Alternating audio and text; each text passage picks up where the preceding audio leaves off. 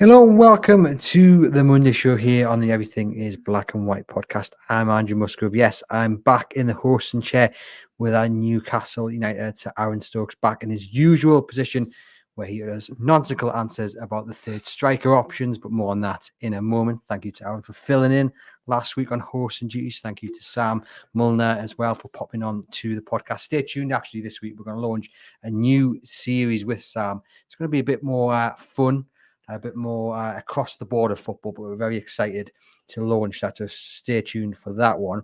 But we've got a lot to get into in this week's episode of the Monday show. Newcastle's 2-2 draw with Bournemouth, the aforementioned issues up top, and the small matter of Dan Ashworth's imminent exit. We're coming to you live on YouTube, Facebook, and through our podcast channel as well. Wherever you join us, please give us a like and follow. Let's get on with the show. Aaron, you well? Yeah, very well. Nice, quiet Monday to ease us back into us two being together, I think. Yeah.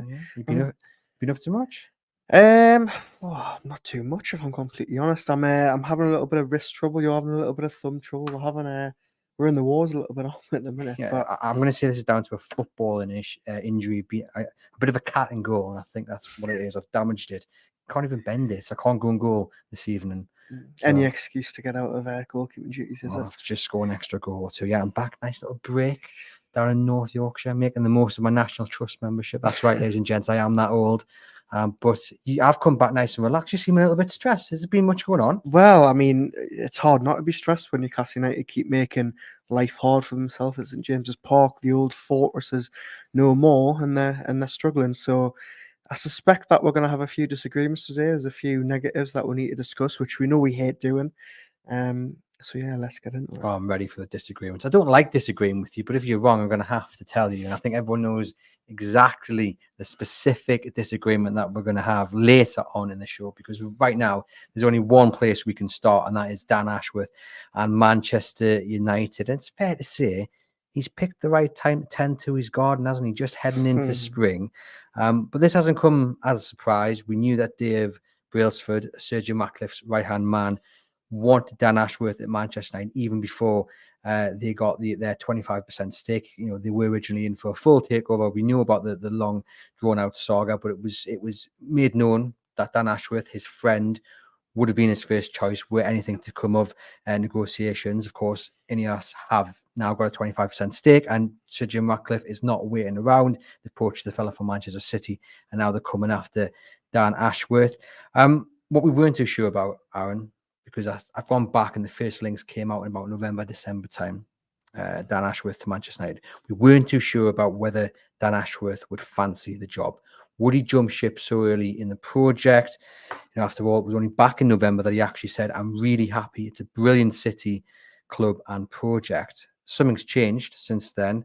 Ashworth has now told Newcastle he wants to go. As a result, he's been placed on gardening leave.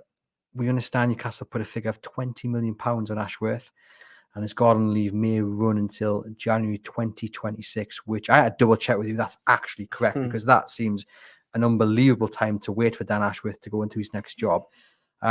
We expect some negotiations to happen. It doesn't appear Man United want to pay that fee, and are quite happy to wait. So we will wait and see.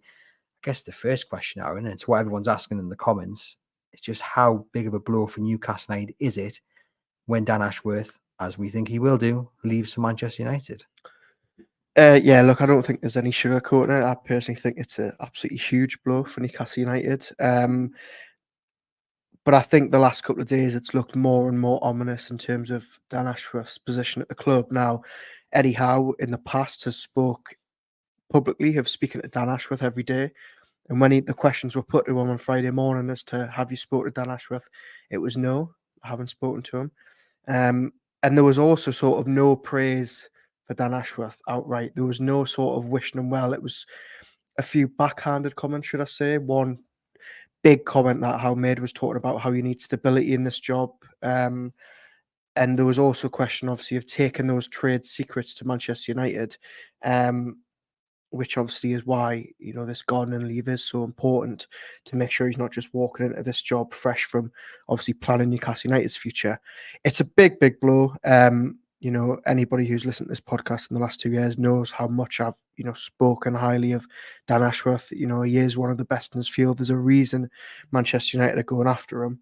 But it looks like it's done now. I know that we're going to talk about the huge fee Newcastle are asking for, and the lengthy Garden League. But I think it would take a big U-turn for him to stay, and that at the minute doesn't look like it's going to happen. There's two questions to go on to after your answer there. I mean, first off, why is he wanting to leave? Because you look at what Newcastle United have done so far, look at the journey they're going on, the ambitions that the owners have got, the wealth that eventually will be spent. Okay, they can't spend it now because of FFP and what have you, but in a few years' time, when the sponsorship deals come in, etc., they're going to be a proper spending power in this league, and they're going to be able to attract the very best. They're going to be in the Champions League year after year. They're going to be hopefully battling for the Premier League title. It's a very exciting project. But why is Dan Ashworth wanting to hop down the M62? Well, I don't think this is going to be very popular, what I'm about to say in the next couple of minutes, but I actually think the Manchester United project looks as exciting, if not more. And I know that's, might be hard for Newcastle fans to hear, and I'm sure that there's going to be a lot of people saying, how can you say that? But being offered the chance to restore Manchester United to their former glories for someone who has no allegiances to Newcastle United other than the fact that he's worked with them for the last 20 months, I think that's a huge draw. I was looking this morning, and we're going to speak about the fact that Newcastle have been stunted in what they can spend recently, like the Premier League have. But you look at what Manchester United are bringing in currently: £650 million in revenue last year, up 11% compared to what Newcastle brought in, which was a record 250 million. It's night and day, really. And Manchester United, with this takeover, 25%, with people that he knows very, very well in Jim Ratcliffe and Sir Dave Brailsford. The fact they've brought in Omar Barada from Manchester City, the CEO of Manchester City, the fact that they're going for Jason Wilcox at Southampton, who is one of the best youth recruiters in the country, and now they're offering this to Dan Ashworth. It's a massively exciting project for him personally, but also I think Newcastle United fans rightly are well within their rights to feel a bit let down by Dan Ashworth. He's only been at the club 20 months. He's spoken very recently of loving the project, as you mentioned, and he's only actually been here 4 transfer windows, hit and miss with some of the deals that he's done.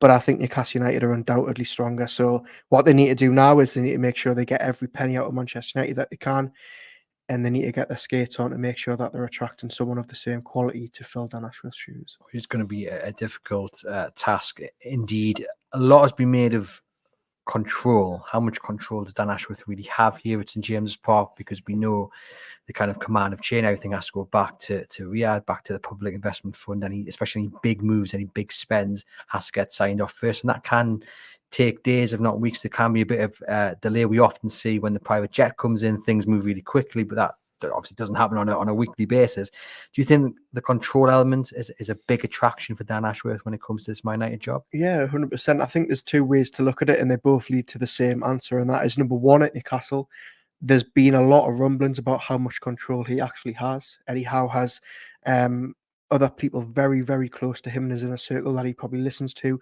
You've also got Amanda Staveley in there who, anybody who's seen any of the Amazon footers or anyone that knows the inside workings of the club know that the minority owners are very, very involved. You then have, as you say, the Saudi element of it, of getting it signed off. Now, on the other hand, you go to Manchester United and you say, Jim Ratcliffe's taken over 25% of the club, and their entire team, the Ineos side now, is just to focus on the football operations. They have essentially got a blank check and a blank slate to say to whoever they want, you can come in and we want you to run this however you want to run it. And the man they've chosen above anyone else is Dan Ashworth, which I think shows just how highly he's rated among the game and should be at Newcastle United. Do you think Newcastle might look back on it with slight regret if indeed Dan Ashworth hasn't got the control that he wants? And again, this is all just rumour and whisper. But do you think there might be a point where they look back and think maybe we should have taken off the reins slightly and given him a bit more of what he wanted? It's hard to say, isn't it? Because ultimately Eddie Howe is the man who makes the decisions. He has the final say on a lot of these calls, and I don't think they'll ever look back and say we shouldn't have backed Eddie over Ashworth. But I think ultimately you could look down the line and say you are losing a real top class operator who you pursued for a long time when he was at Brighton, best in his field. Everybody wanted him. Everybody knows what he can bring to a club. and Newcastle are losing him so early into this journey. But is it hindsight to say that?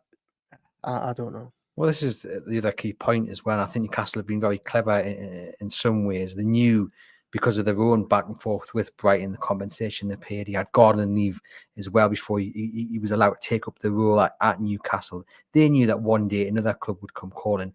People have pointed out Ashworth doesn't tend to stop at clubs all that long. And what he tries to do, and he's spoken about it at Brighton, he tries to put in a system in place where when the day comes that he does leave, the system kind of just rumbles on without him. Now we've seen it Brighton. I think Steve Unsworth's gone in and things have gone and grown and got better and better because he created such an environment that meant he could step out, someone could step in, fill his shoes. If they, as long as they were competent, it would run on. Now the big question is, has he been in long enough to do that here? And the way Newcastle have actually been clever is by putting in this big compensation fee, putting in this garden leave. I mean, 2026 is absolutely crackers. But my fear is that he probably hasn't been here long enough that he can just walk out and things continue. But then some might say, does it need to continue in the fashion it has done? Well, I would actually argue against that and say that it may actually continue as it is because, again, and this is something that sort of took me by surprise at Howe's press conference the other day, Howe was sort of asked to give a positive about Ashworth's time at the club, and he came back and said one of the best things he's done is not change everything. And you think, okay, that's a bit of a startling comment. And I think it rings true because everybody points back to what he did at Brighton. I mean, he revolutionised that club from top to bottom. But it was a very different situation at a club where they had very little money. They were just coming into the Premier League for the first time. And Dan Ashworth had to make do with what he had, and he did. He went and signed the best player in Ecuador. He went and signed the best player in Argentina. And then Brighton sold them both for 100 million. Newcastle was very, very different. He was coming into a club who had just had this huge influx of money, who could do a lot more than they have. And I think we've seen shades of what he did at Brighton in terms of the youth recruitment. He's had a massive drive of signing young, talented academy players. He's obviously tried to get Livramento and Hall and players of that ilk in for decent fees, but they've got a longevity to them. But you look at Brighton, there was no Sandro Tonali signings, there was no Alexander Isak signings. So it's different. But I don't think he's had long enough, as you say, to really, when he goes, I don't think there need to be this big change up. I think he just hasn't been in the role long enough. In terms of Newcastle being clever with the big fee, and £20 million is a massive amount of money. And as we've mentioned, January 2026 potentially is when he can next step into his role. They've been very clever there, haven't they? Because they've protected themselves really, really well. And it's a compliment to Dan Ashworth because they know how good he is. And they've gone, okay, if someone does come knocking, and if he is tempted for whatever reason, we want to make sure we get our money's worth. And that £20 million, and there's a reason why Manchester United aren't overly willing to pay the £20 million fees, because it'll have a massive impact on FFP for Newcastle. It's a really big amount. It's a really clever move. Do you think they'll get it? No, I don't think they'll get anywhere near it, if I'm completely honest. But it's a very, very good starting point to ask for around 15 to 20 million. I don't think they'll get anything near it. I mean, just to put into context, if they did get 20 million for Ashworth, which again, I don't think they will, it would be 4 times the record of what anybody's paid for Sporting Direct. I mean, Newcastle only paid 5 million to get him out of Brighton 20 months ago. So I don't think they will get it. But as you say, it severely weakens Manchester United in the short term. If they do, it gives them a huge boost, which they probably weren't expecting in the short term.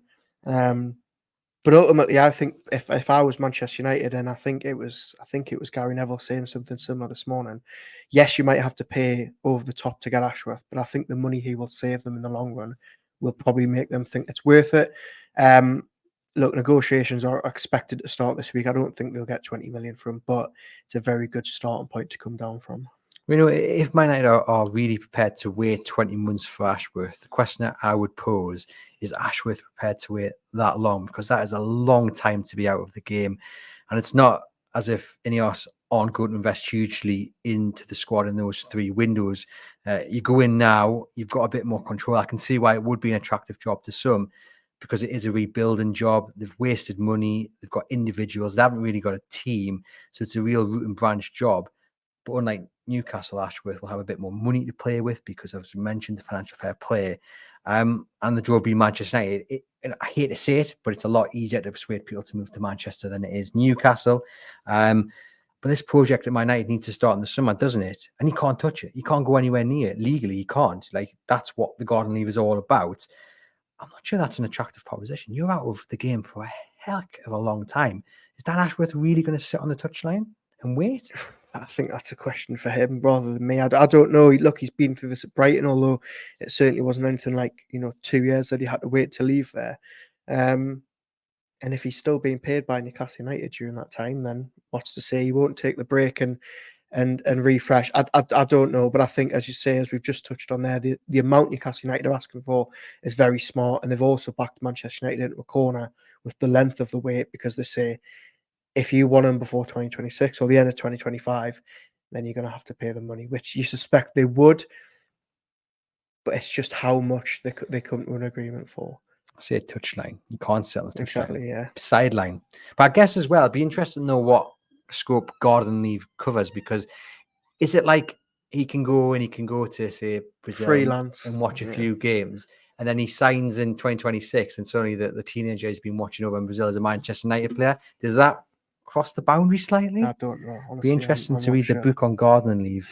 But yeah, it's certainly going to be interesting to see how it plays out. And I guess what Newcastle United are also trying to do is protect their plans. Now, it's been reported that his access to his laptop and all the scouting reports that has been locked away from him, understandably, because they don't want them sharing transfer secrets. But Graham Souness made an interesting point today on Talk Sport that actually, just because Newcastle are going for a player doesn't necessarily mean Manchester United aren't already aware of this player. So again, the line's blurred slightly. But can Newcastle protect themselves from their plans getting out?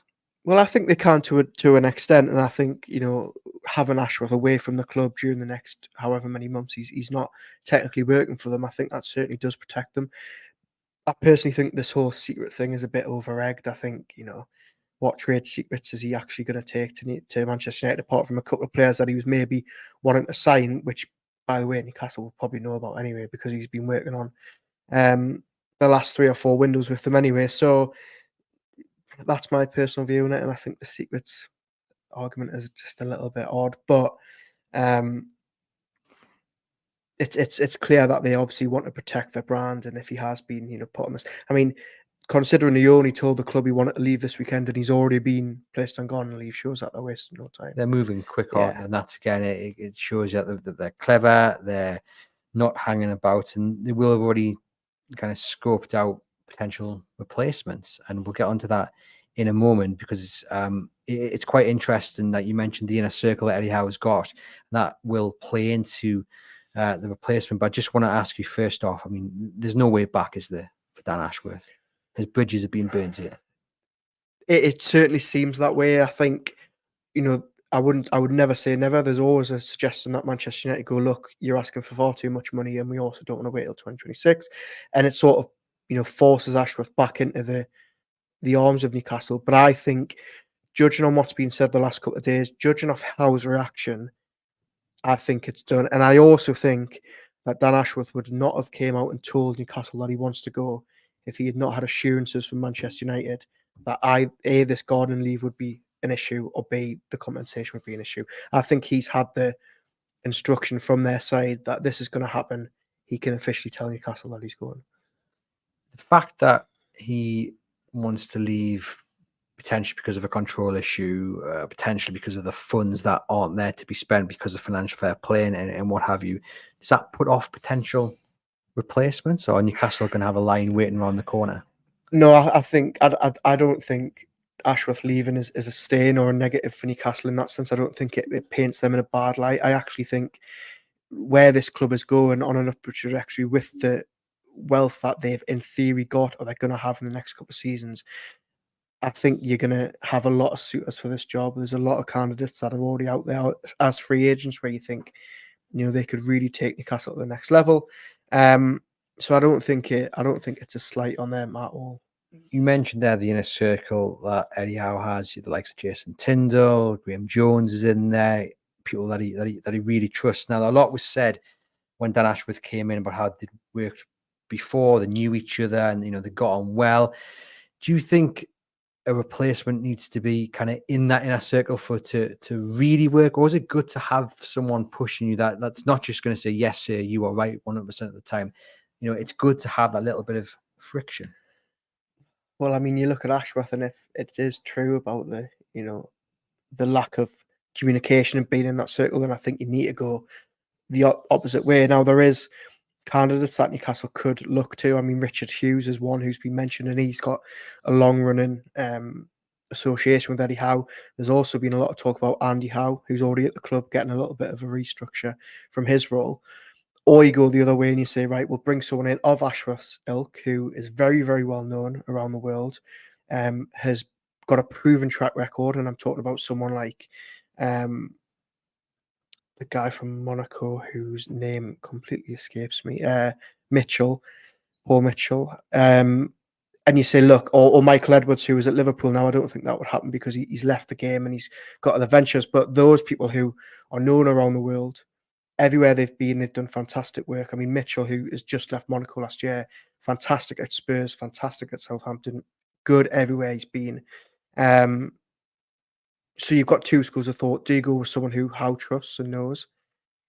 Or do you go with maybe someone who's been there and done it and can maybe go against Howe a little bit, but he's got the track record and the experience to prove it? And what about ex-players? We've seen Edu in Arsenal, not doing too bad of a job there. I mean, someone like potentially, I've seen some really wild and wacky suggestions. I mean, some poor lad on Twitter suggested Rafa Benitez, and he didn't half get a pile on. He apologised for the tweet. Have you had any shouts for Keegan yet? Kevin Keegan. I mean, we could go digging, and it wouldn't take very long to find. There's bound to be someone asking for KK. Yeah, but someone, I mean, Les Ferdinand was another suggestion I've seen. What do Newcastle need in this instance? Obviously, they need someone, like we said, that Eddie Howe can trust and work with, and the communications there.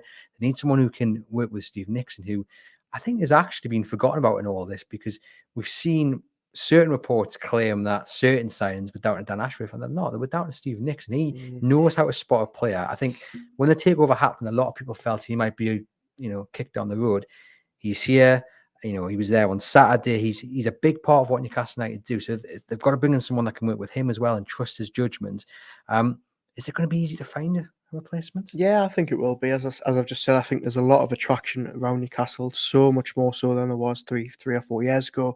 And I think if you're me, I think you need to go and get someone of the same reputation as Ashworth, someone who is, industry leading, best in class, wanted by everyone else. If Manchester United are going to go and poach us, then we're going to go and get someone just as good as Ashworth.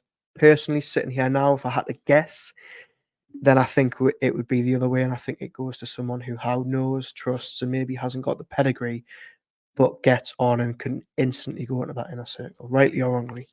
We'll be working on that now, won't they, as well? Want to get this in for the window to come in the summer. Now, I did ask people over the weekend about their thoughts on Dan Ashworth's imminent exit from Newcastle United, and the response has been a bit of a mixed bag. So I'm going to read through some of the responses out, and then I'll get your thoughts on it. So Matt said, it's the same as any player. If he doesn't want to be here, get the max you can for them and then let them leave.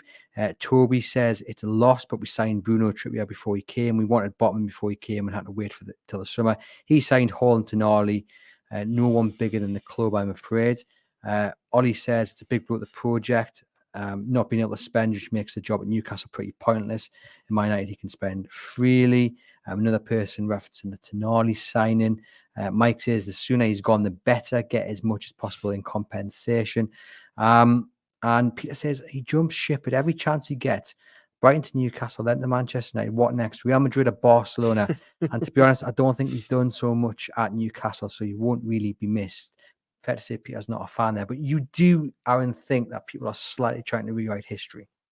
Yeah, I do, but I think it's natural because, Newcastle United fans are a very proud bunch and they don't like anybody, thinking that they're bigger than the club or moving on to pastures new, and especially to a rival like Manchester United. But I do think there is a little bit of, rewriting history, and what's the right word? Because I was going to use petulance, but it's not petulance. But do you know what I mean? Playing down how good he is. Yeah, and I think a lot of people have pointed to Tonali, and I generally feel a bit sorry for Ashworth because I don't know what he could have done other than illegally tampering and hacking Tonali's phone. to really know that he had a gambling problem. A lot of people have obviously mentioned Lewis Hall, which I can understand, but actually when you look at what he did at Chelsea, it looked like a really, really good deal on paper. And I actually think you look at some of the signings he has been involved with, and they're actually better. There's more positives than negatives. I think you've got to look at Gordon and Pope and Isak and players like that. You look at what they've tried to do at youth level, bringing in some really, really good players, and signings like Yankuba Minter, who are Ashworth's bread and butter, plucked from relative obscurity. You know, Newcastle pretty much had first refusal on him in the summer. So I do think there is that little bit of, he's on his way. People are saying, well, we never wanted him anyway. And I think 3 months ago when he was pledging his loyalty to the club, I think there was probably a lot of people celebrating who are now trying to sort of diminish that. We're a fickle bunch, aren't we, football fans across the game. We've got a lot of people in the comments saying there's hope for Michael Edwards to come in, or Paul Mitchell, as you mentioned. One commentator saying, be disappointed if we get the Bournemouth director of football. Roger saying Kevin Keegan is 74. He's saying he's too old, potentially. I mean, we're not saying Kevin Keegan should get that job at all. Il Corvo says, if people are losing their minds over this, just wait until the summer window. Because there's a feeling that one potential big player will need to be sold to help with FFP. Can you imagine the uproar if Bruno goes now? Oh, well, he jumped ship. He was never that good anyway. He was always overrated and, good riddance to him. But that's exactly what I can see it being like. It goes back, doesn't it? And I'm not saying every Newcastle United fan is like this, and I'm including ourselves in this. It goes back to just being prepared for the exits of everybody. Because that's just football. We spoke about a couple of weeks ago about loyalty, and some have this really misguided belief that players are going to be loyal, or director of football, managers are going to be. There's no loyalty in football. You look at Alan Shearer, he was a rarity. Players don't stay for long periods of time. Harry Kane leaving Spurs, that's gone remarkably well by Munich, hasn't it? But the point being, if you're sitting around thinking players are going to be loyal and appointments are going to be loyal, you're going to get hurt somewhere down the line. And this is still all relatively new for Newcastle fans. Since the takeover, they've lost very few, but they've brought in so many. I mean, you can only really point that out in St. Maximin, which sort of split opinion anyway as to, the only real loss they've had where people felt like this. And Ashworth obviously isn't a player, but he's a very big name who they fought very hard to get. And now, so soon into the journey, he's jumping ship. I understand why Newcastle fans are, as I said before, sort of rewriting history. I get it that they don't want to see their best assets go to a team like Man United, who many of them will look at and think Newcastle are on the way up and Man United have been on the way down for the last 10 years. I just think there's more to look at it. But I understand why people are doing it. But it does raise the point that I think Newcastle fans need to get used to, or at least come to expect that more devastating exits than this will happen in the next couple of years. Yeah. Well, exactly. Are you surprised at the coverage? I mean, it's been wall to wall, hasn't it? Yes and no. I mean, not really, because I think it's just the way of football these days, and the constant rolling coverage of it. But what I also think is that I'm pretty much sick of it already. I would quite happily see him just go tomorrow and have it done with. Eddie Howe clearly wants it over and done with. He made that much clear on Friday. And I think it's probably better now for a clean break. I would hate to see these negotiations drag on for a year and it just be hanging over both clubs. Try and get a good free for him. Let him go. So with that, get a replacement. So they want 20 million now, 2026 January. Which they won't get. Which they won't get. So what is an ideal fee in your case, and when should he be allowed to take over at Manchester United? I think if you can get a deal, and this is just me personally, so don't shout at me in the comments. I think if you can get 10 million and he starts in the summer, or he starts at the start of next season after the summer window, I think you take it. Darren Lee says, I would say £30 million for that. Well, Martin Samuel in the Mail Times, or the Times, he's left now. Saying that they should have asked for 60 million. I'm not sure where he put that figure from. That got a lot of positive responses from Newcastle fans, but I don't know how realistic it is. We should not roll over for Manchester United, says Niall. Graham says Newcastle now will look far different in 5 years' time. It will evolve. And Jake wants 50 million plus Maguire. Dan Ashworth. So there we have it. we're going to wait and see. Negotiations are expected to take place this week. And I do, unfortunately, think they will rumble on and on and on, because I think Newcastle are going to stick their heels in the ground. They're not going to roll over. Yeah, no, I don't want them to just roll over, of course, but I think I was just talking from a personal point of view. As somebody who has to cover Newcastle United all day, I don't know how much stamina I've got for another 6 months of covering Ashworth, but we'll see. So we've already been beaten out of you.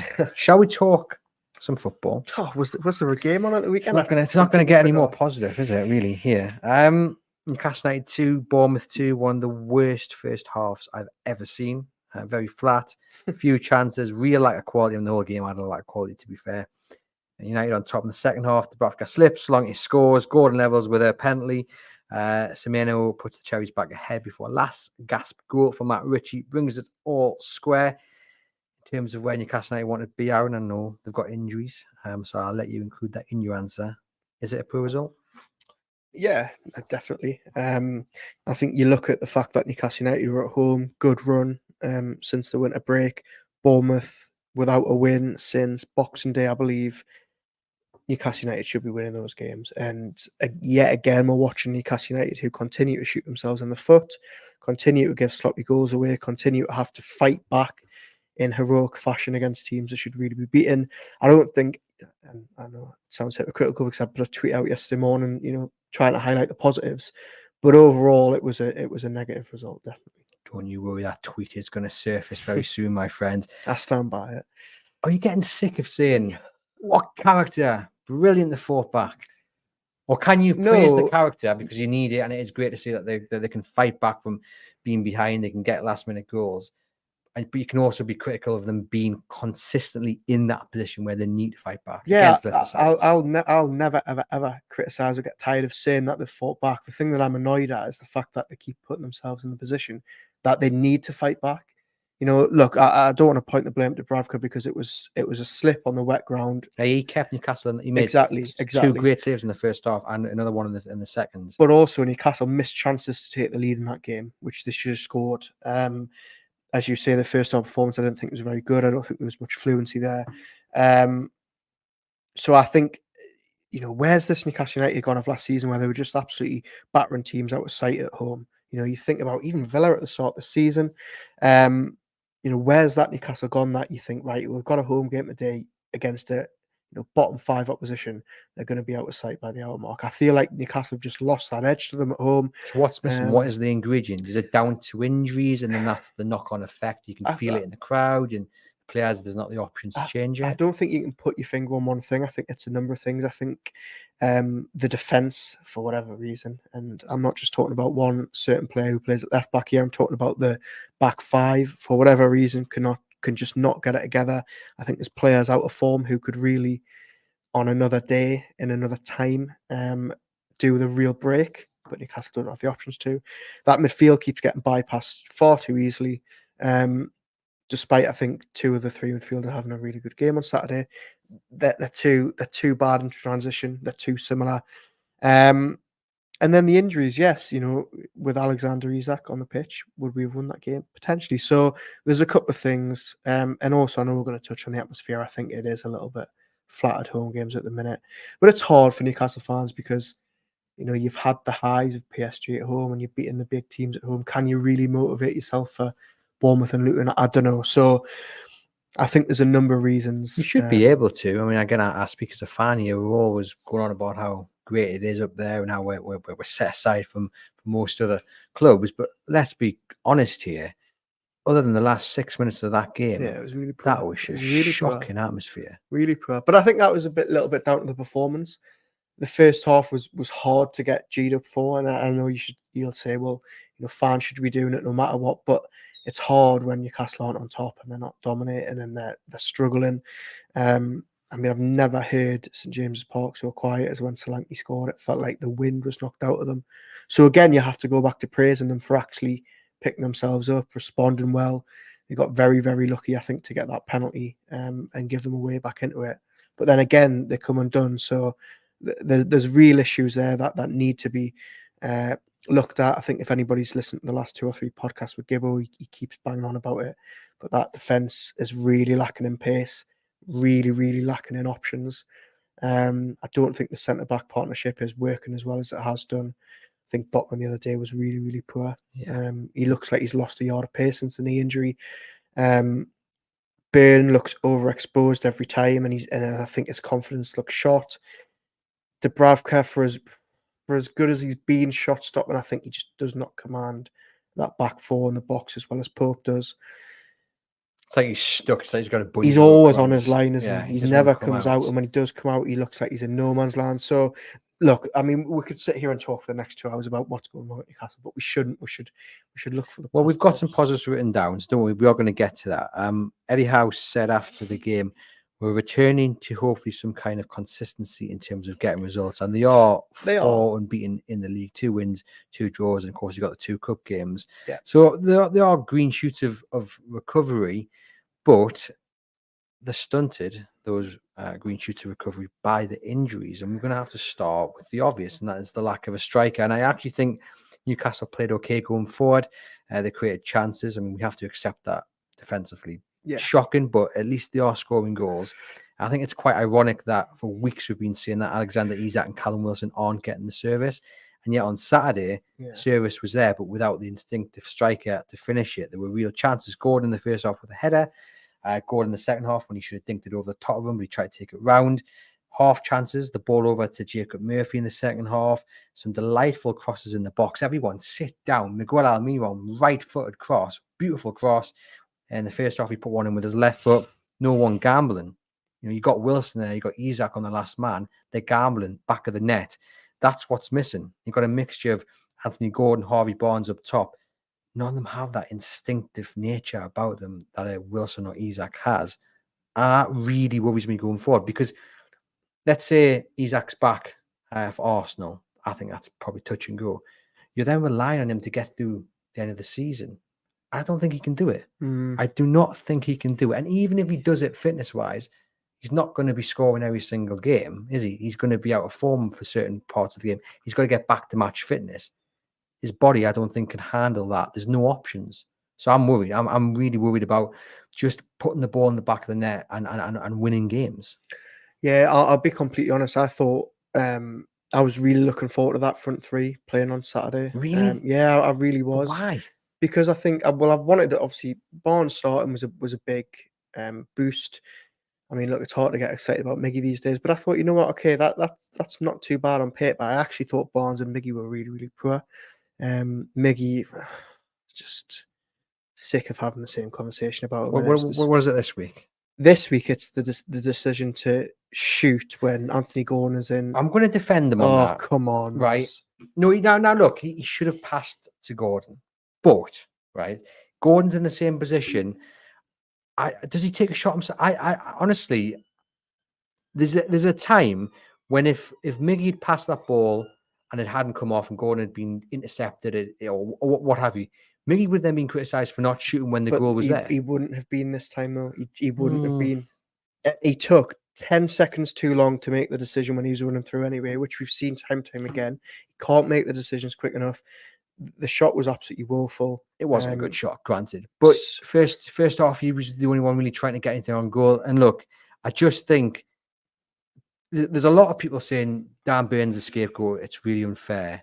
But those same people are now jumping on Miggy's back and have been on Miggy's back for a long time. And for me, the same applies to Dan Burns as it does to Miggy. Criticise his player. Don't make him a scapegoat.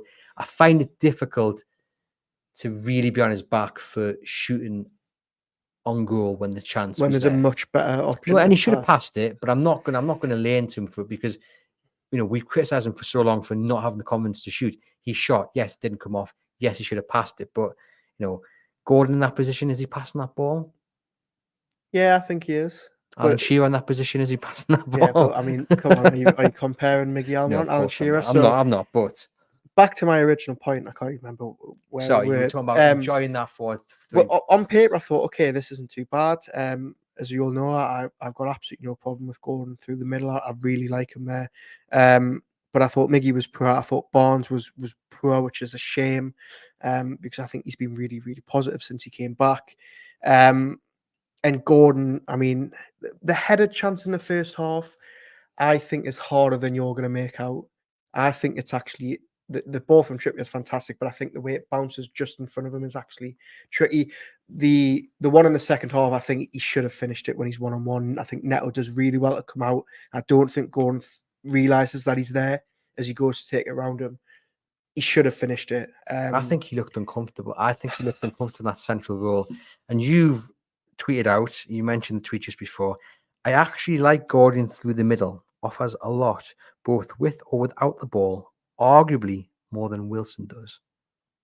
That's what you've written there. That's your tweet, isn't it? Sorry, I didn't know whether you just conveniently left something off the end of that tweet, which you haven't. But what I mean by the Wilson thing is, and I probably should have worded it better, but in the last couple of weeks, what has Wilson offered on or off the ball? And I think Gordon in that position offers a lot more without the ball than Wilson does. You can argue the finishing, Wilson probably could have taken one of those two chances. That's what he's there to do in that Saturday. position, though. But I like Gordon through the middle, and I don't think he looked uncomfortable at all. Both fit. You pick Gordon over Wilson in the middle? No, I would pick Wilson. Hesitated. No, I would pick Wilson over the two of them, but I think, again, this is people, I mean, not people, but this might be you rewriting history. We've just spent the last 6 weeks saying Wilson's off the pace, he's offering nothing, he's playing like he's wearing jeans. All these stuff that gets aimed at him on social media. And then all of a sudden he's out the team and Gordon has an off day and you're thinking, that's nonsense. Wilson has offered nothing. But I think it goes back to the original point that I made. The service on Saturday was there. There were crosses into the box, which if you're Callum Wilson, you know where you need to be. Gordon is much better out on the flank, and we saw that. How many times did he drift and the swaps? And you had Harvey Barnes looking so uncomfortable in the middle. Then Jacob Murphy up front. It didn't work. And I think the other point there is that Gordon can fill in that role. We've seen it with England. He can do it. He might not have the instinctive nature of Wilson. That is my point, though. He can play as a centre forward. But then what is the point of switching Barnes in the middle, Murphy in the middle, two players who cannot do it?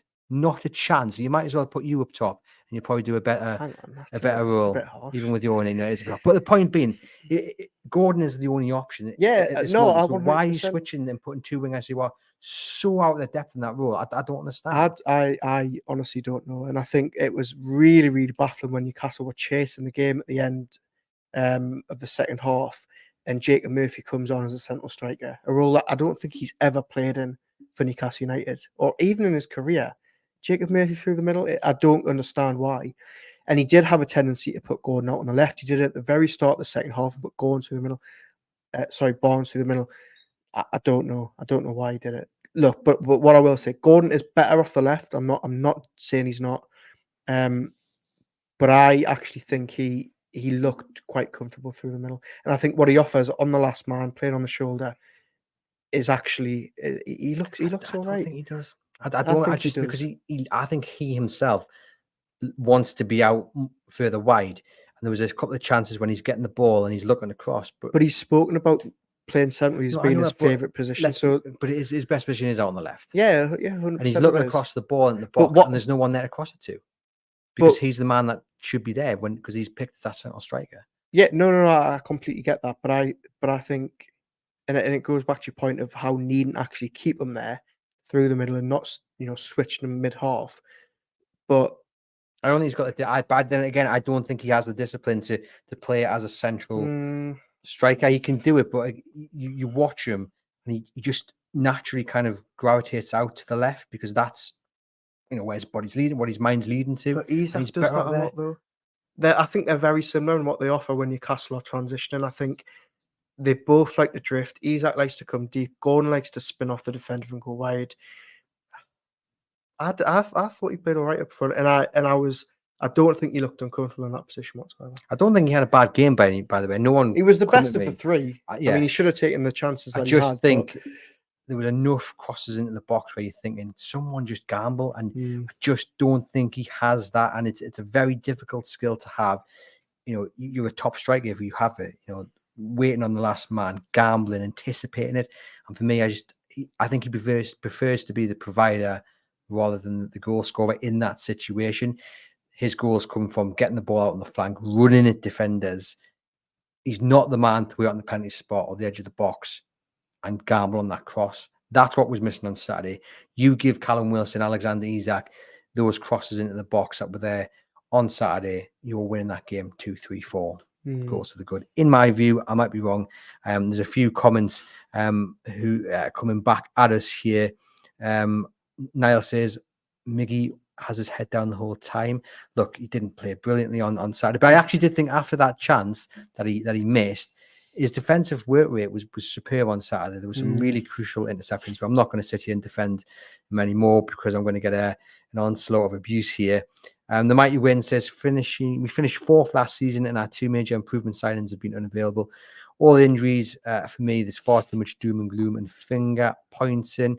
El Corvo says, Gordon does offer more than Wilson. Miles a better player, just not a current goal scorer. Jake says Gordon is better on the left. Roger says, yet Aaron, he looked a shed load better when back out on the left wing. Yeah, he's better on the left, but what's the alternative at the minute? Well, that's the next question I'm going to ask you because, as I said, I don't think you can rely on Isak even if he's back next week. I fear that after 3 or 4 games, we'll probably be back in the same position where we haven't got an out-and-out striker. And anyhow, just doesn't seem keen on turning to the youth. You know, you sent Michael Ndwini out on loan to an Athletic. Scored on Saturday, by the way, got his first goal. But that is League One in Scotland, so that probably tells you more than you need to know about whether to be ready or not. We've got Ben Parkinson, Turner Cooks returned. Amadou Diallo has been in the first team squad, but he's more of a player out on the left. There's no options in the youth ranks either, is there? No, not at all. And I think that means it's sort of a pointless argument to have at the minute because there is nothing. For as long as Isak is out, it's going to be going through the middle. There's no other way to dress it up, which also might be a blessing. I mean, this is a lad who's only actually started through the middle 3 times this season. Bournemouth away, Fulham at home maybe, and then Saturday maybe, if I'm right. I might be a little bit out on there. But he hasn't started through the middle regularly. He might just need a little run of games, and before you know it, he's getting into those positions which you're criticising him for not. Well, hopefully he gets the goal. Someone's just said stick Share up front. Sam Mulner was saying that last week. Half joking, but I think half serious. Well, given the fact he goes off with his arm in a ready-made sling, exactly. I mean, you couldn't make up the injuries, could you? You worried about that one? Didn't look good. Yeah, it really didn't look good. Looks like it's his wrist.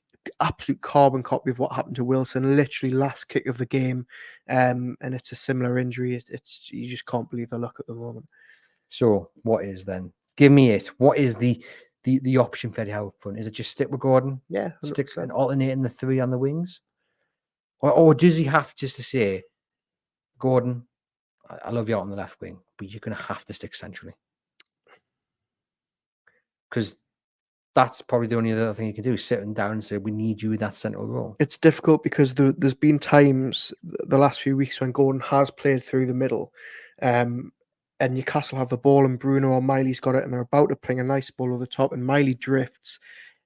And I think it's all right. They're still in a good position. He's scored that he's shown that he can score from that position before.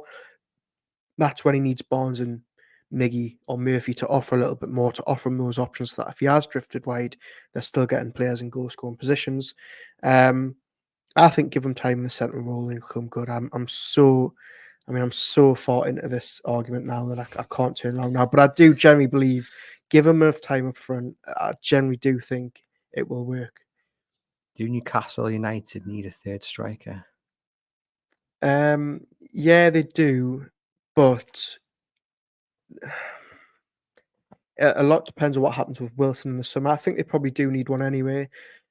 But again, I know you're gonna shout at us, but again, how high up the ranking doesn't sit. I don't know. Do you maybe need a first choice left back more? Yes. Do you need maybe a first choice winger more? Yes. So what? Maybe third on me list of priorities. I think that's higher than I was anticipating. Yeah. Well, I do think it. And I think if Wilson goes in the summer, which isn't out of the question. I mean, even given his injury records, the fact that Gordon, as we say, is better as a winger, I'm not advocating for him being a striker full time. Yeah, I think they probably do. Okay, you've come around. Sadly, you've come around for all the worst reasons, given the injuries. And after the transfer window, so it makes no difference anyway. Right, the big Dan Burn debate. Another week, another goal from his side, and the debate rages on. Not helped in the view some that yet again Dan Burn was brought off 14-0 Livermento after the opposition scored. But did he do too much wrong on Saturday? No, I don't think he did. And again, I'm going to get pelted in the comments, but I stand by it. I don't actually think he had a bad game. I think he was relatively solid against another little quick, skillful winger in Semenyo. One thing I will say is that I think he can do better for the goal. I think he maybe backs off for a second too long. But then again, to play devil's advocate, does Semenyo take the shot early and catch Dubravka and Burn by surprise? Maybe. But I do wonder, backing off is one of my most hated things when I'm watching a fullback. I do not like it, especially when you haven't got the pace if he does get past you. But I've watched the goal back again, and I actually think if Burn, you can flip it and say if Burn doesn't back off and he dives in and he gets skinned, people are saying, why did you dive in? So I actually thought, just on a more general point, that Burn didn't do too much wrong. I don't think he had a good game by any stretch, but if I'm honest, I don't think any of the back four really did. Trippier was okay, but it's becoming, I say it's becoming apparent. It was already apparent to most of us that that left-hand side is now becoming the weak link. Opposition managers are targeting Dan Burn, and more often than not, they're getting success. Yeah, they are, and I think the more general point that we need to be discussing, rather than just being Burner's performances and how he's played, is actually how long are we going to put up with this before Eddie Howe takes him out the team? Because everybody can see it's not working down that left-hand side. Everybody can see that every single game now they're going behind from a goal that happens down that channel, and then Dan Burn's getting hauled off. For him personally, for the sake of his mental health, how many times is he going to be, sort of thrown to the lines like that? I think he plays against Arsenal. Yeah, so do I. But I don't think that's right that he does. Not at all. And I was watching Match of the other day, and you saw Pedro Neto. We talked about Pedro Neto last week. What a fantastic player he is. And he was just tearing up the opposition left back. Was it Spurs? Spurs on Saturday. Tearing up the left back at Spurs for fun. That it kept me awake. And you're right, we didn't even mention 2 weeks of it. That's what I'm dreading. And I think he keeps him in the side. He's been consistently asked about it over the last few weeks, and he's backed them and he's backed them. He's not ever going to throw him under the bus. But this is the thing. This is the thing. Eddie Howe is making the rod for his own back, because one, I completely understand Eddie Howe is never going to throw his players under the bus, and I respect that. And I think if anybody should deserve a bit of loyalty, it's Dan Burn, given what he's done for the club in the last couple of seasons.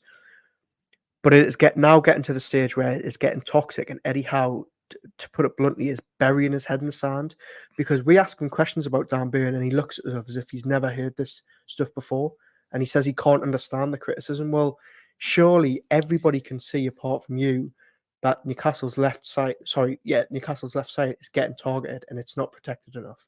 I agree with the toxicity point, because there was a moment on Saturday in the first half, and it was the first time Dan Burn got beat for pace by, I think it was Justin Clivett, and the reaction from the crowd, it was kind of a silent groan, but you felt it. It was kind of apathy in a way. Like every time a pacey winger goes up against Dan Burn, they are expecting them to get beat, and that is not a good place to be. But how many times have we sat here and had this argument? I feel like we're having not this argument, but this conversation. I feel like we're talking about this more than the third striker debate, and I didn't think that was possible. For me, Eddie Howe is in a win-win situation, because if he plays Tino Livramento at left back, he gets the fans off his back. Dan Burn gets taken out of the spotlight for a week. And if it works, then Tino Livramento has a good game, then it's worked. Brilliant. If he doesn't, then Eddie Howe can turn around and say, I've tried it, it didn't work. We're going back to the way that I want to do it. So, but I agree with you. I think Burn will start on Saturday. And I think also it's not just on Burn. I think, again, that midfield just looks so... They're not offering the protection. They're not offering any protection.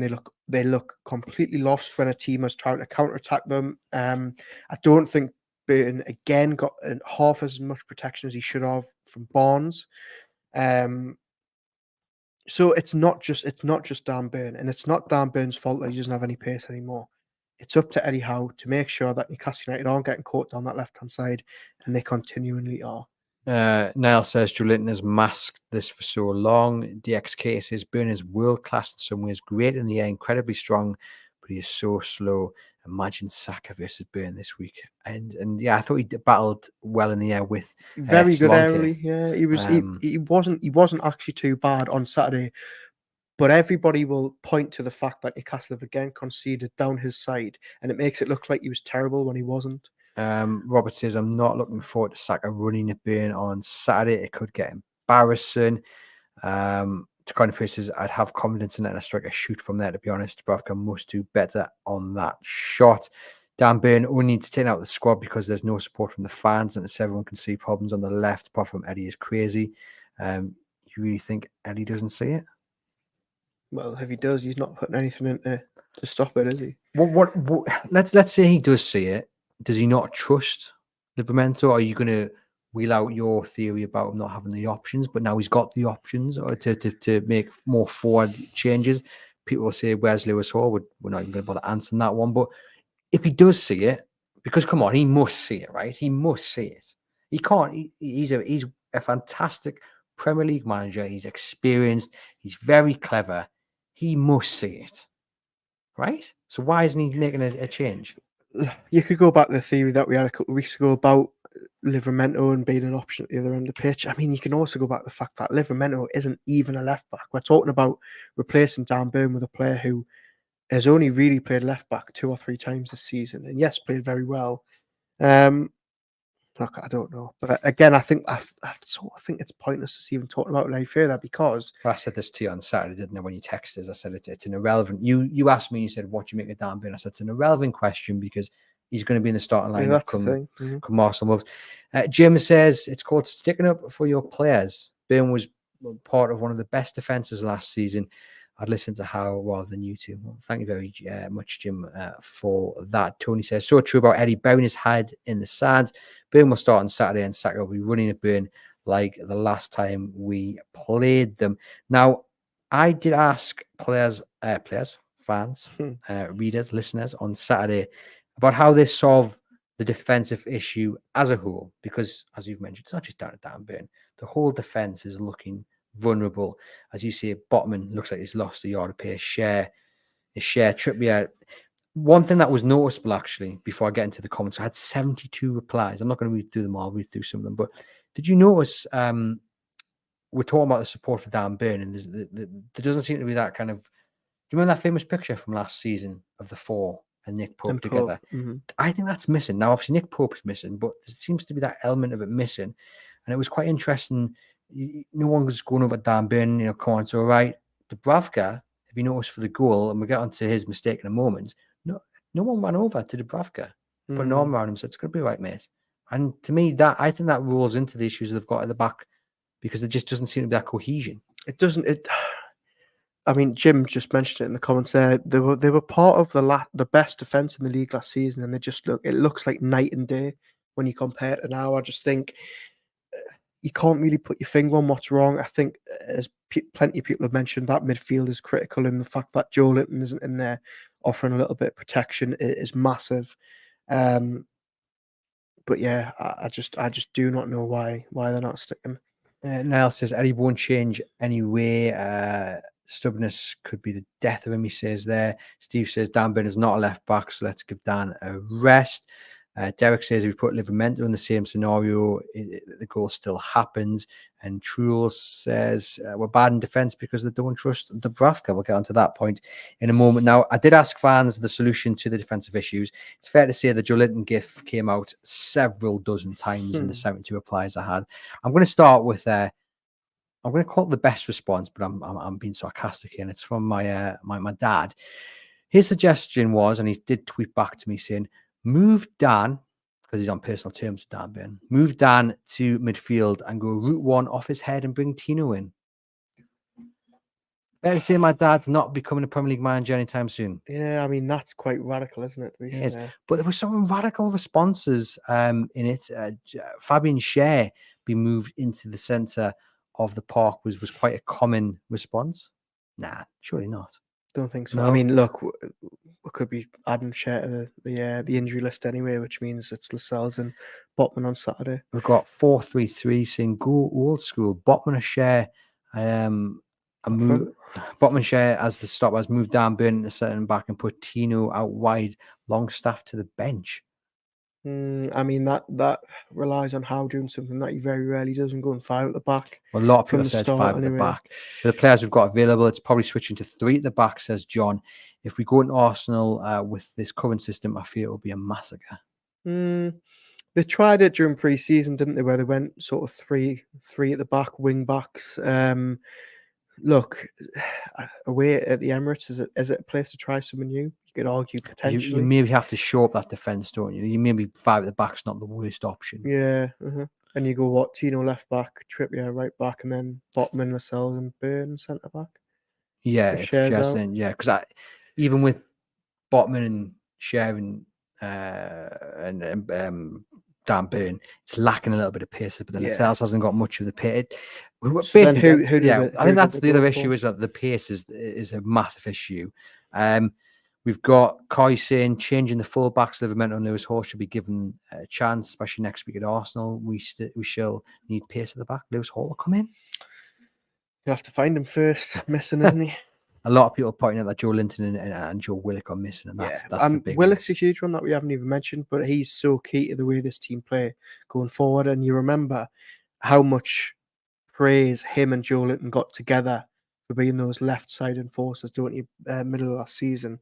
Thankfully, he looks like he's really, really close to a return, which is going to be a huge boost. We've got Nicola who says, be more adaptive when it comes to games. Next week, for example, play 3-5-2 against Wolves, play 4-4-2 against Chelsea, play 4-3-3. It's simple, really. Just requires a bit of coaching. That's a lot of formation changes. I was going to say 3 games, 3 different formations for a manager who very, very rarely moves from a 4-3-3. I don't think we'll be seeing that.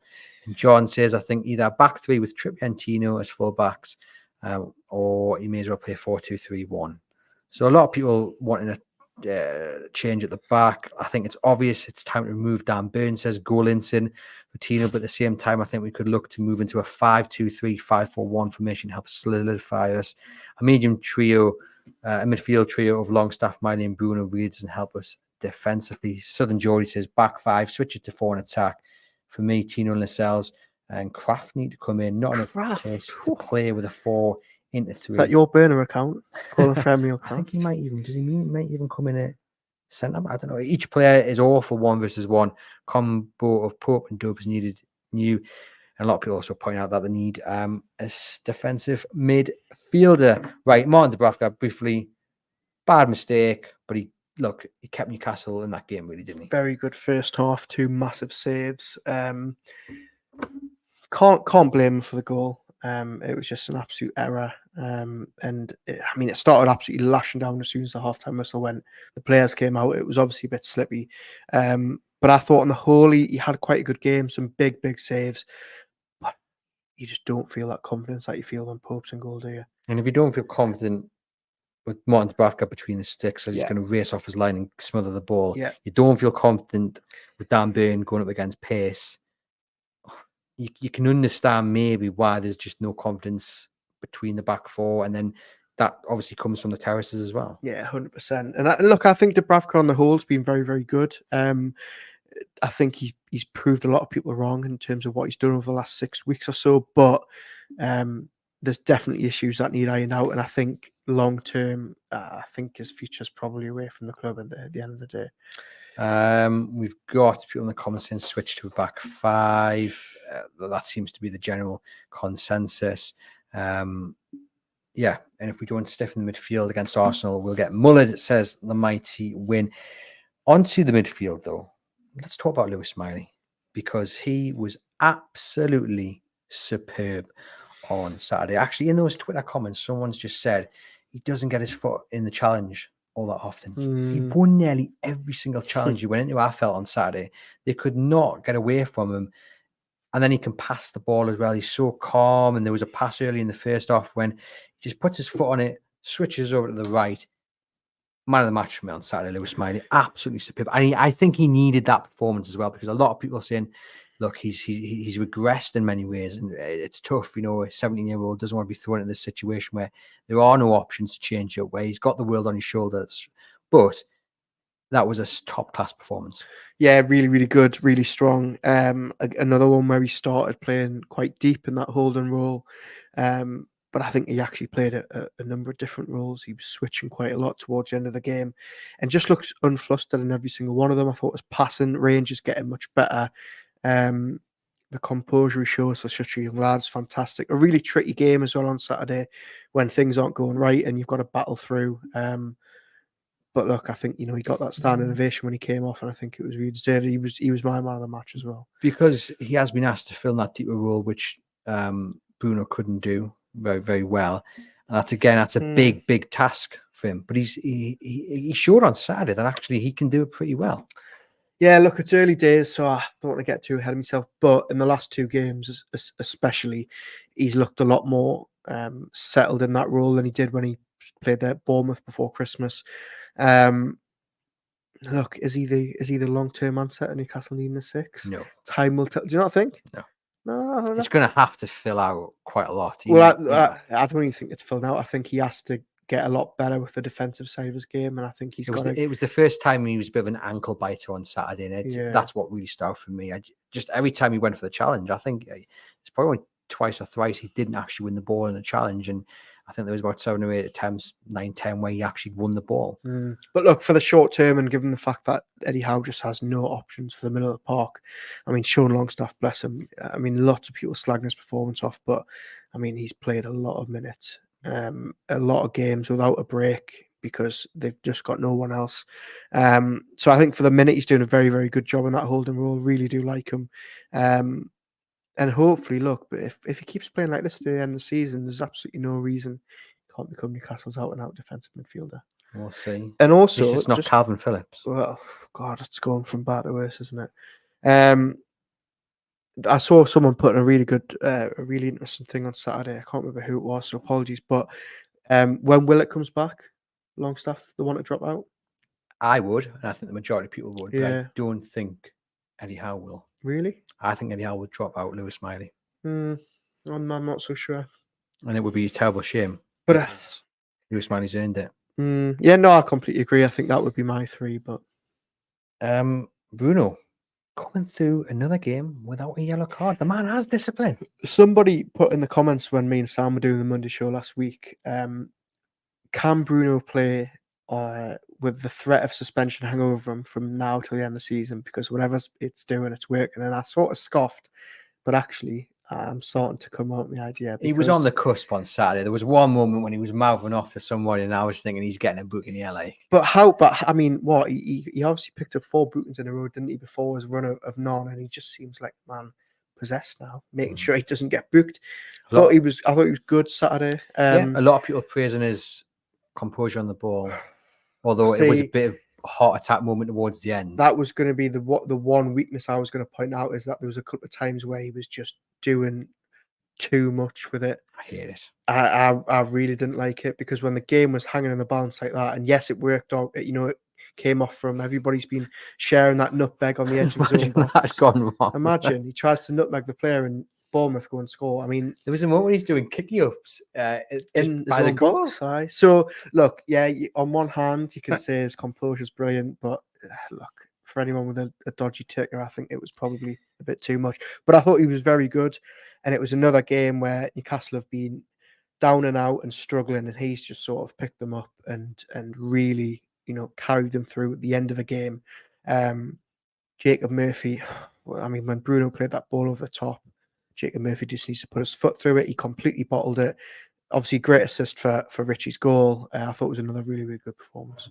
Someone just said here he made 0 tackles. I'm assuming he's talking about my point about Lewis Smiley. I can guarantee he did not make 0 tackles, unless you count them as interceptions. But he definitely was getting about and stopping the opposition from playing. Yeah, Bruno, another fantastic performance. He's getting back to form. VAR, I've got a rude word written down here. And even though it was VAR in Newcastle United's favour, can you explain to me what happened? with a penalty? In short, no. I am I mean, baffled. I've looked at the rules, and for the life of me, I can't really understand how on earth that is the rules. But look, Should we try and explain it for those who've been you living under a can rock? have a go So, at it. my understanding, and I'll take this from what Danny Murphy said on Match of the Day. Fabian was in an offside position, but because he hadn't committed an offside offence, the tug on his shirt was a foul and therefore a penalty, and that's why he was given the penalty. Yeah. And we all celebrate. Yes, great, it helps us get a point. But tell you what, I can understand why the Bournemouth manager is absolutely raging, because surely the moment that ball is kicked, he then becomes offside. And Well, therefore, it surely overrules the tug of the ship, because he wouldn't be making that run if he's not trying to meet the ball, but he's in an offside position. I mean, that is, there's a lot wrong with the rules, and that for me is up there with me. I'm happy Newcastle got the penalty. I am, and I'm happy it went Newcastle's way. But utterly bizarre. yeah, really bizarre. And you can understand why Iraola was absolutely incensed when he spoke to us after the game. He's very, very unhappy.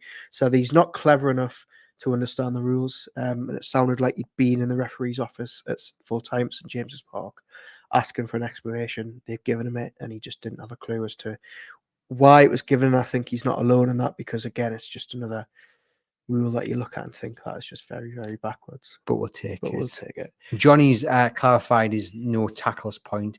He said Miley did make 6 tackles and won 12 duels. That's what I was talking about. He's saying he's making the point that Bruno made 0 tackles. So there you go on that one. Matt Richie, ladies and gentlemen, out from the cold, thrown in, gets the all-important equaliser. How difficult is it, Aaron, for a player to be switched on and ready to make that impact when you are literally playing 0 minutes month after month after month? Yeah, tricky. I think it was, a lot of people sort of looked at the bench when he was bringing on Joe White and Matt Ritchie and thought, well, what good's that going to do? And obviously it worked out this time. We've probably seen the last Matt Ritchie corner flag kicking. I love how he told the referee where to go when he said, go and pick it back up. I also love that he was the only one that went to celebrate and everyone else was running back to the halfway line, and it took him about 30 seconds to realise that he was the only one celebrating in the corner. I think there's a little bit of regret about that at full time. Still not over the fact that Richie actually tried to head it across goal despite being 6 yards out. Got very, very lucky, but again, we'll take it. Yeah, good for Richie. Eddie Howe spoke very, very highly of him. There's a reason he was given a new contract, and it wasn't probably to score last-minute winners. It was to be part of the dressing room, but it worked this time. So. Emphasises the point, though, doesn't it, about Newcastle's struggles on the injury front? Yeah. Because what did you think when you saw the board go up and you saw Matt Ritchie's number? They've given up. They've given up. Well, maybe that's a bit harsh, but I thought, well, Matt Ritchie coming on, I didn't expect him to pop up and salvage the point, but shows you what I know. It does. That's why you're sitting here and not in the dugout. Roger says, Richie, passion. Now says bonkers. I was saying, can't believe we are bringing them on, and then bang, goal.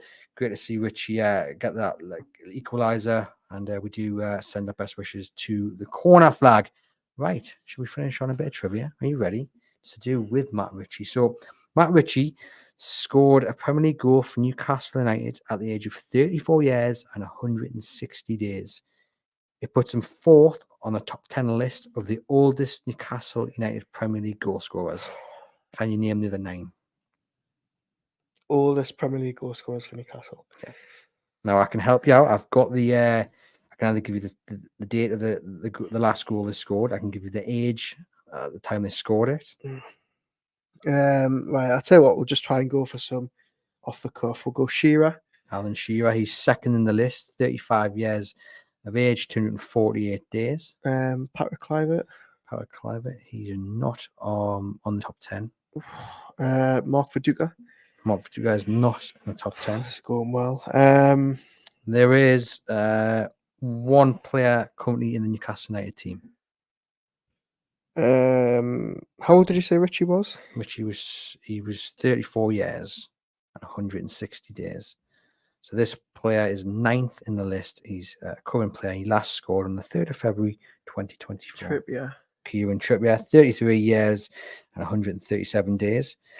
Right.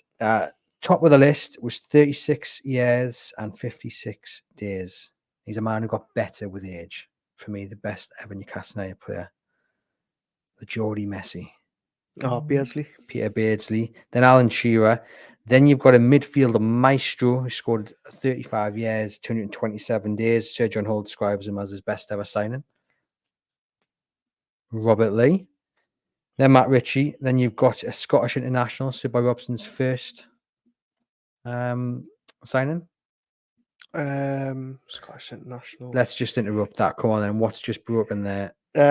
Just Newcastle United confirming. Sorry, I was a bit distracted during that. Newcastle confirming that Dan Ashworth has commenced his gardening leave. Darren Neal's Newcastle CEO saying, "We are naturally disappointed that Dan has chosen to leave.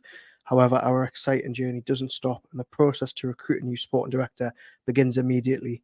We thank Dan for his efforts at Newcastle and wish him well for the future." Wow, what do you make of that comment there from Darren Neal's? I mean, that is.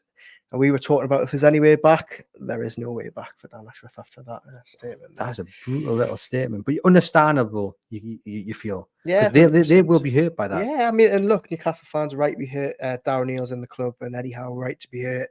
I think you could tell the undertone of Eddie Howe's press conference the other day. He wasn't a happy man, and yeah, we've now had it confirmed by Newcastle that Dan Ashworth has started gone and leaving. It does sound like he's gone.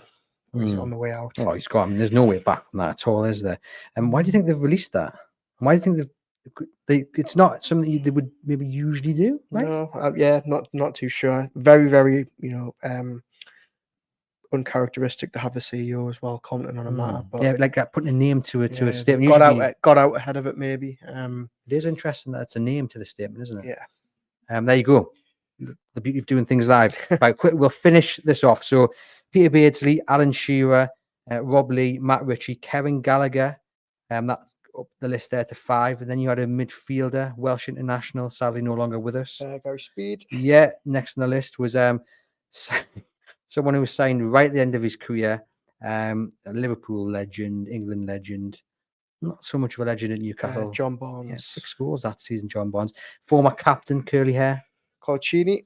Then Kieran Trippier. And last on the list, former Man United. Well, he is a Man United legend. Owns Salford United, does he? With Nicky Butt. Nicky Butt caps off the top 10 list. So that was the top 10 oldest Premier League goal scorers for Newcastle United. And as you've just heard there, breaking live on the Everything is Black and White podcast, Newcastle United have confirmed that Dan Ashworth is now on gardening leave. Darren Neal saying that the club are disappointed that Dan Ashworth has chosen to leave. You can head over to chroniclelive.co.uk for all the latest with Dan Ashworth. Well, it's no longer imminent exit. It is an exit. And now we just wait to see if indeed he serves his garden leave or heads to Manchester United and Newcastle get a tasty little compensation fee. Thank you very much for tuning in. Hit subscribe, hit follow, and we'll see you guys very soon.